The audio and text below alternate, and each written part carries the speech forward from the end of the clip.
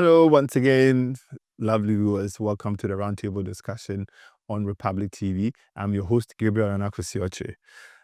It's been a weekend of so many things, from the president hosting CSOs at the Jubilee House to discuss Galamsey issues, to discussions on various media outlets, including what we have today on the front pages of our dailies.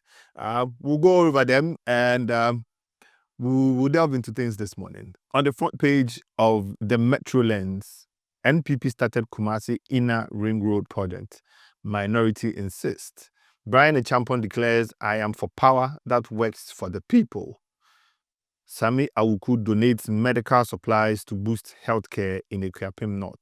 On the front page of Republic Press, Brian's campaign rolls into Greater Accra.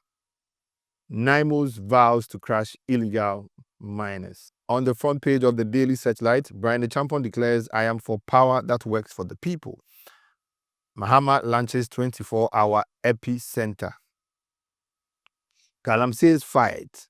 Our measures are beginning to make a difference, Land Minister says.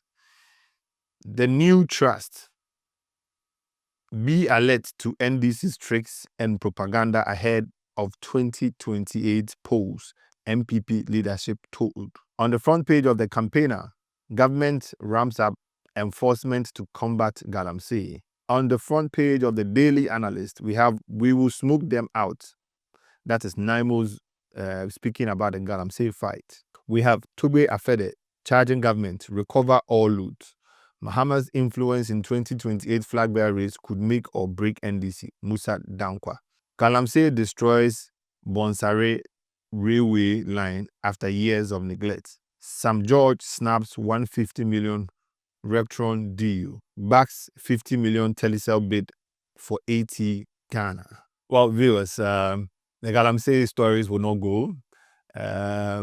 We have other news, Dr. Brian Echampon also, his campaign is gaining massive traction. People are now focusing on him. People want to hear what he's saying. A lot of people have developed interest in the man Brian. Dr. Brian Echampon, he has just been a true patriotic member of the New Patriotic Party, a grassroots person who has worked from the base from his youthful days till now, from 2006, somewhere 19 years ago, when he was just about 34 years old. He has invested time, energy, and money into the party. Today, he is supposed to start campaigning in Greater Accra region and, shake the grounds in the Gamashi land. And so on his entrance into Greater Accra from his campaign in Ashanti region, we say Obake to the incoming flag bearer of the New Patriotic Party. Well, Dr. Brian Echampon's campaign in Ashanti region, the news available told us that over 500 youth organizers or youth and organizers at large came together to meet him and declare their support for him. These 500 people are all delegates who say that they are looking for someone who's younger, somebody who's more vibrant, somebody who's more decisive, determined, and comes with a lot of discipline.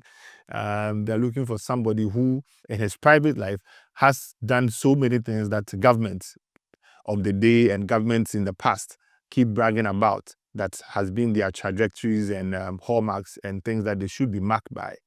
They are saying that they need him to come and bring to development to Ghana as one constituency, just as he has done in his backyard in his own constituency.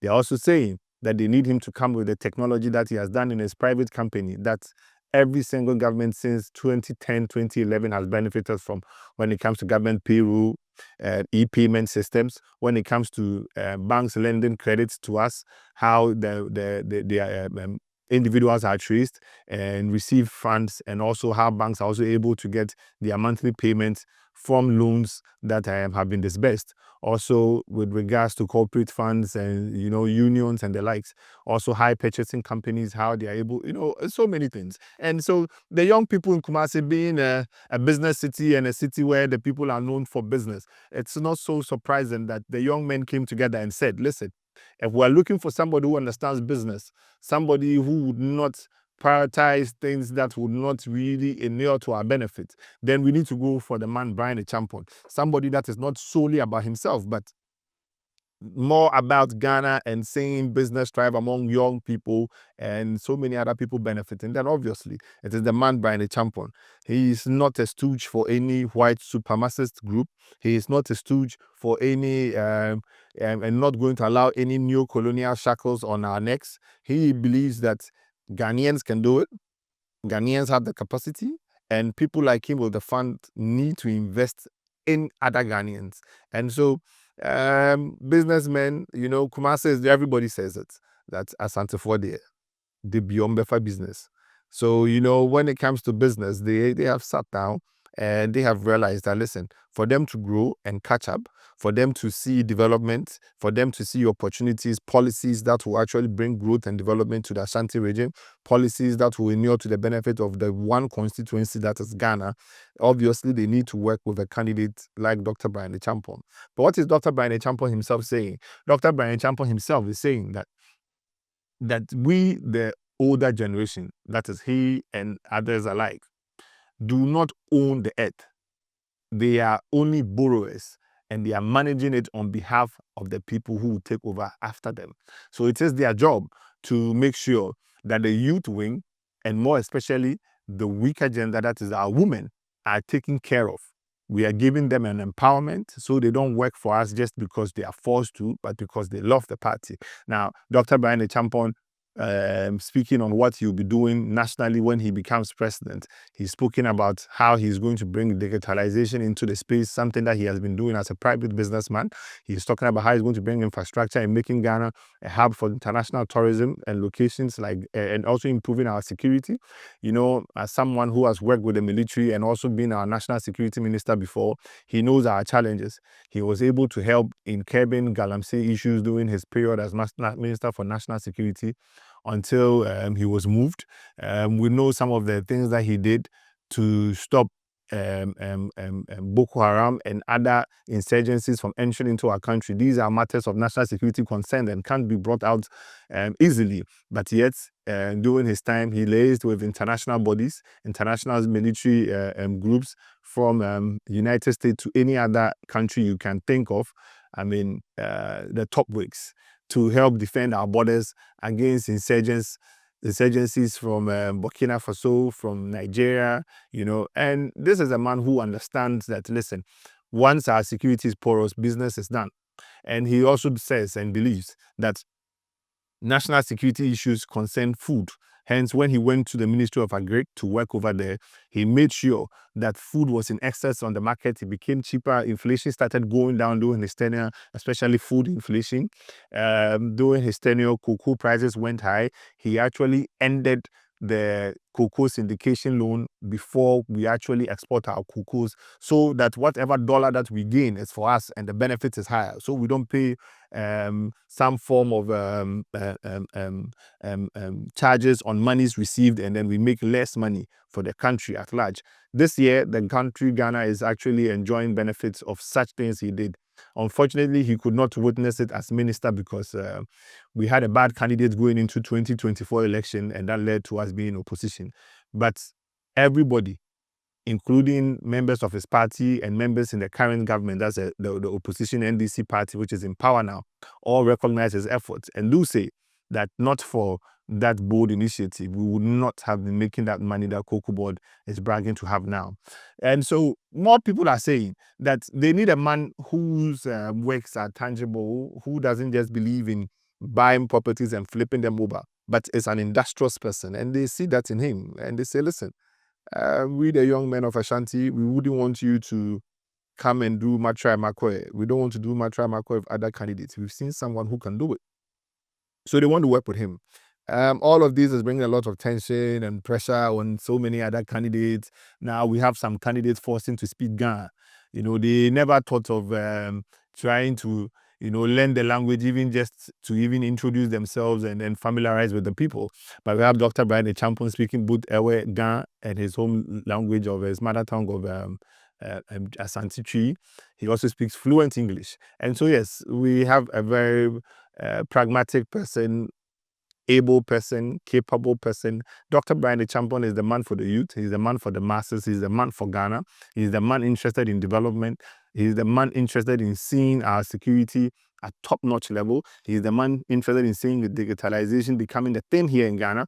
The man interested in seeing a whole lot of technological advancements here in Ghana, as he has done for himself. And so he's saying that give me the chance to unify the base, give me the chance to galvanize the base, give me the chance to strengthen the base, give me the chance to break that faction things in our party where we have Dr. Mahmoud Bawumia's camp and Kennedy always fighting. Because see, when two elephants fight, is the grass that suffers. As I said, the only grassroots person we really have in this competition is Dr. Brian Champon. And if you make Dr. Brian Champon suffer, it is not just him, but him and so many other people. Because he is the grassroots. The grass is us. So we don't want our grassroots shaking for we the grass to die. And so we wouldn't want certain people to take power, cause fights and a whole lot of misunderstandings to lead us back into opposition for another 4 years. Assuming without admitting that the NDC select a candidate who goes ahead to win in 2028 just because we chose the wrong candidate. They may go ahead for another 4 more years for that person. That keeps us in opposition for 12 years. What that means is that we, the MPP, failed to break the 8 and sold our 8. We don't want to sell our 8 by giving our chances of winning elections to someone who would not do the do. So Ashanti Youth Caucus, Eastern Region, all delegates that Dr. Brian Champon has spoken to you, news that I'm hearing from him is that he's really, really appreciating what you people did for him. He acknowledges your goodwill and intention to see the party grow, and he promises that he will not fail you people when you give him the chance. He says that, well, he's not building so much communications, so his news is not, spreading like wildfire like some people are. The reason why he's doing so is because you are the people that he needs to talk to. And as much as you people are interested in what he's offering, it is best than actually lying or speaking to the whole Ghana when the whole Ghana isn't going to vote. So he appreciates you people for your time.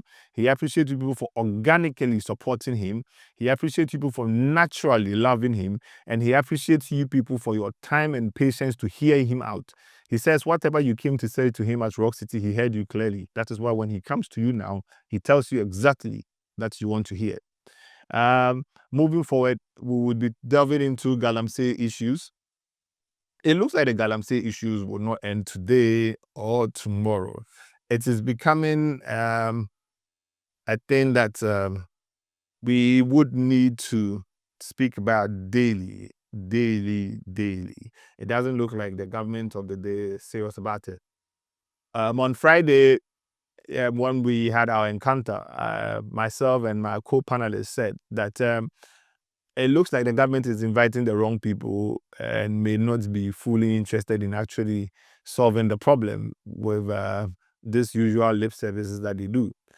At the event, the president met the CSOs, had so-called quote-unquote experts at the event to speak to them.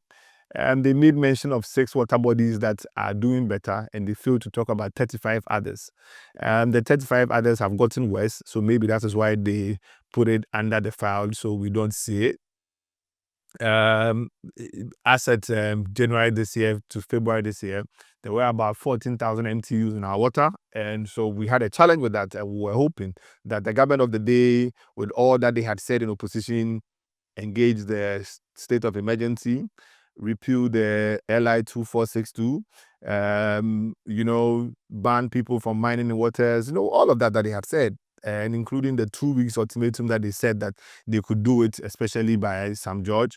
We were thinking that by this time we should be having around 6,000 to 4,000 MTU. So we could actually be hoping for the best by January next year. But what do we have now? We've improved negatively to 94,000 MTU. 94,000 MTU.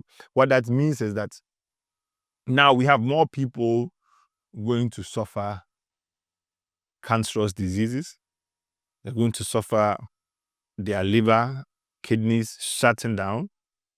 We are going to suffer diseases that affect our organs in our body that will lead to untimely death. It's beginning to look like our mortality rate would be dropping very, very soon. We'll be dropping lower very soon. Life expectancy rate in Ghana may be around 45. Now, the problem that Gabriel Nanakwesi Ochoye, I have sat down over the weekend to analyze from various news platforms, from experts who are not pro-government that I have listened to, from political activists and environmental activists. There's so many of them. But first of all, before I address that, we heard the president and his team talk about how the president then, Nana Addo Dankwa Akufo-Addo, was mining at his own backyard and that he was involved in Galamsey. Today, we found out that it was not true, but we're finding out today that the black voter is being mined in, and now the people don't have access to potable water any longer. And this is in Bole, where the president comes from. The president's hometown, Galamsey, wasn't a case when the MPP was in power. I mean, when the MPP was in power, the president's backyard could be mined because obviously John Mahama then couldn't have the power, assuming that the party in power then did not care about the menace. They could have just gone there, gotten people licensed to mine in that water body. But today, what do we have? Today, we have 200 excavators entering the country daily. Today, we have people mining close to the president's home in Bole. Today, we have more people engaging in Galamsey than there were in 2024 or early part of 2025. Today, in the midst of the whole issues going up and down, we have 35 new licensed small-scale miners. And so we are asking, is the government really being proactive about ending Galamsey, or is it just every day and its stories? Because first of all, the government is making us aware that previously we were not benefiting from the Galamsey and people were illegally exporting it without it going through the government. But now they are benefiting from it. Is that to say that as long as the government is making the dollars, then they are fine? There are things that baffle me. The 2 weeks tenure could not surface when the NDC came into power, but Gold Board has been instituted. We've been able to have Gold Board running effectively, buying gold, exporting gold, giving donations, CEO giving money to Agrada, and finally buying pickups for anti-Galamsey tax forces. We are asking, if Gold Board, who is a buyer of gold from illegal miners, has been able to do all of this within a short term, what is making it difficult for the government to actually end Galamsey in 2 weeks, as they said they could have done it? What is making it difficult for them to actually cause for a state of emergency now that it is worse than it was last year? What report exactly is His Excellency John Dramani Mahama waiting for to hear from the national security? The most essential security in this country is the voice of the people, the voice of the majority, the voice of most of Ghanaians. Listen, national security issues that I have discovered with regards to the Galamsey are these. First of all, most of our mining areas or Galamsey areas are actually agriculture-prone areas. So the problem here is that our agriculture areas where we do most of our farming is where we do most of our Galamsey. What that means for us is we are either losing the lands for food or we are poisoning the food available. In most cases, both. So what is happening now is food security is a national security problem. And so very soon, shortage of food may hit our country. And after shortage of food does happen, there will be inflation. So only the rich can afford. And so this is going to lead to starvation. And looking at the influx of ammunition in this country right now, I am connecting the dots to see a possible civil war occurring out of these issues if the government does not weed out these miscreants as soon as possible. You see, when when we speak about these things, we speak about it from a place of passion and concern for our country, Ghana. Number two on the list, aside the farming, is the importations of the machines for these illegal mining. All chamfans and whatnot machines that they use for these illegal mining, they do not come from they are not made in Ghana. They are all imported. So one would ask that where do they come from? How do they come into the country? Who brings them in? Who imports them? Do they come through our ports, or are they brought in illegally through some means that we don't know? You see, that part of the conversation tells you that there's a whole cartel that is being formed, a huge one as such, and a criminal syndicate as such that is able to import these materials into this country and can't be traced, but yet they find their ways into our water bodies to mine and destroy it. Should tell you that, listen, there's a problem. There's a problem where our national security is failing, or they are in cahoots with them. They know where it is coming from and they are ignoring it. Last but not the least, I'll talk about before I go to my last submission, then we will talk about excavators coming into these countries that have increased. Currently, we are looking at about 200 excavators coming in daily. We're also looking at the ports getting so full that decongestion needed to happen because of the influx of excavators at the harbor. Now, this information I received from my senior communicator in the New Patriotic Party, Dennis Abuaje. And it is worrisome if these are the facts, that we have as much as 200 excavators coming in. What that means is that we have at least twice or three times as much as what we were receiving last year. Who is so emboldened? Which people are so comfortable? Which people are so free now that it gives them the strength and the energy, the ability, without any fear of being sanctioned, being arrested, being prosecuted, to do these importations? The essence of these importations is that it would definitely end up in our water bodies, in our forest reserves, on our farmlands, destroy them just because they need to find gold. Who is enabling these people? Who is making it easy for them?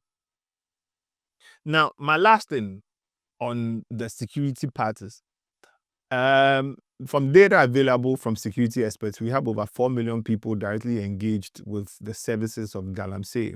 But I do believe that 4 million it's quite I think it's below the actual numbers, because from the experts, they are believing that there are people who have been employed who are directly making money from illegal mining, include miners, the women and young kids who go into the washing, those who sell water to them, those who sell mercury, those who do the selling, the marketers, those who are into the buying and all of that. But I'm looking at a bigger situation why it will be very difficult to stop it, because if you go into the mining communities, it is becoming some of the most expensive places in this country. Why? Because now illegal miners are making so much money and they are living in areas that foods are cheaper. And so now they are buying it at whatever price they are getting. And so traders in such areas, food vendors, mini-mart owners are making a whole lot of money from these things. If you go to very, very typical areas that I wouldn't want to mention, but areas you could have assumed somewhere in January that the people do not have a taste of a product like Hollandia.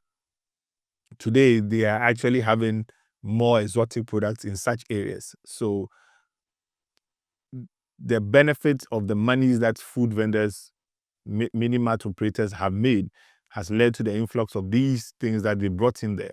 And so now all of these people are beneficiaries of the Galamsey. Now, what happens is that for some, they make the money and take their kids to school. And so their children are also indirect beneficiaries of the galamsey.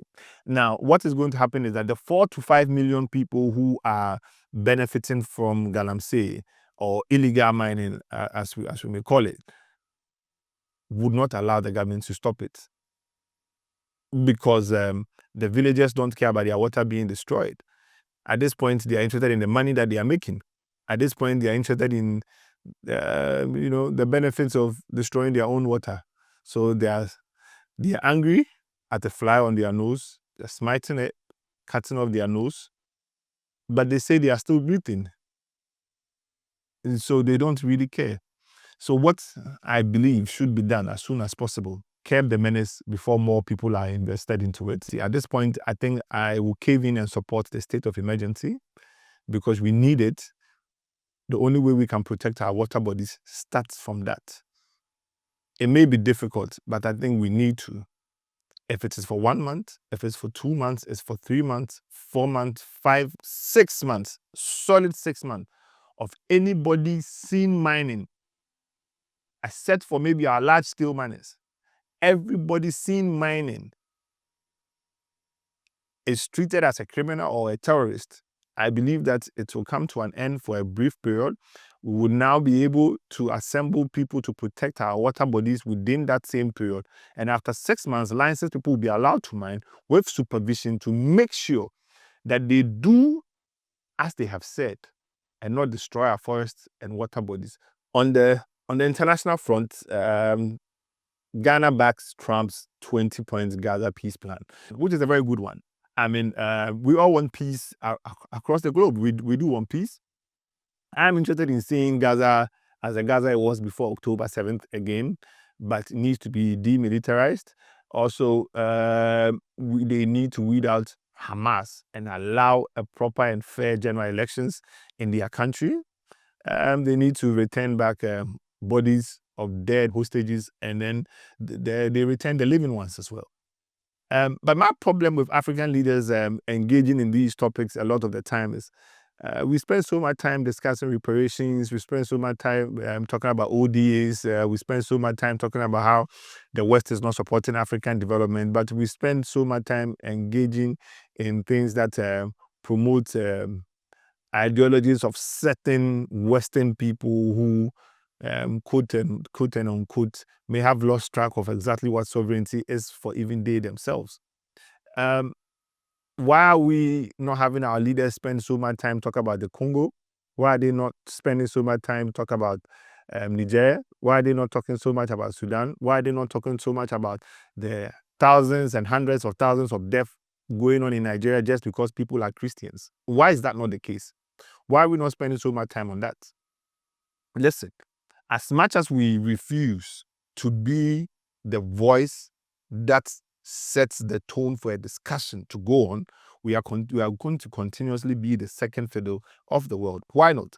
Because everybody is discussing Gaza in the West. So every African leader is also discussing Gaza today. Until an American governor, senator, American president speaks about Boko Haram, speaks about the Congo, speaks about Sudan, Niger, we are not going to have African leaders charting the path. On the international news, we would always be backing things said by another state in the Western part of the world. Now, my problem is that not exactly what the new colonialism is about? We are being held at a ransom that we cannot speak about our own problems and challenges. We are being held at a certain level that we need to join certain people who may be donors to our country to speak in a certain way. Is it because we are receiving donations from certain countries or certain quarters that are purportedly known to support all of the occurrences happening in Palestinian Gaza by aiding Hamas and the likes? Listen, the time has come for Africa to be concerned by Africa, led by people who understand that the growth in Africa can only happen by Africans. The white man is our partner and not our leader. We are failing to chart a path for ourselves, and we are remaining stooges of these people forever. It's beginning to sound true day in, day out that conspiracy theories ain't conspiracy theories, but they are actual facts. I support peace in Gaza, but I need peace in Niger, peace in Sudan. I need peace in Nigeria. I need peace in Congo. I need wealth for our brothers in Congo. That all the monies that are being exported out of their country as raw materials should actually mean something for the citizens in that country. All the gold that is leaving Ghana should actually mean something for the citizens in Ghana. We can't be controlled by certain hidden hands and arms. Today, arms have infiltrated our country doing galamsey. Illegal miners are holding the most sophisticated weapons.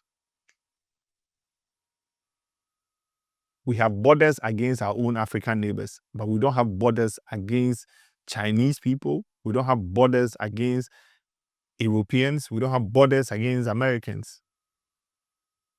Those are supposed to be our concerns. Those are supposed to be our worries. Ladies and gentlemen, it was a nice time doing my tits and bits around the world and in Ghana with you. Today's dailies continuously talked about galamsey. We had Dr. Brian Champion's work being, stated everywhere. Also, the recover all loot that we couldn't discuss today, definitely we'll discuss it the next time that we have a sit-in, because it's beginning to look like it is not recover all loot, but it is free all friends and go for all enemies. That's exactly what is happening now. Thank you for spending time with me. I was your host, Gabriel Anakosioche. Thanks for staying on the Roundtable discussion. Thank you.